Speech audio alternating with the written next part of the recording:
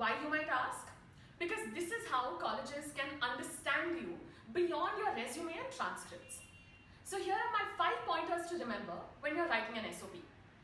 Number 1, research the college. Find out what they want from their applicants and try and customize your SOP to fit their needs. Number 2, understand the topic well, because this will go a long way in making what you write relevant and interesting to the college. Number 3, stick to the word count. Most applications omit the extra words that you write, so you don't want to be the person who's left their SOP mid-sentence. Number 4, be earthy and genuine.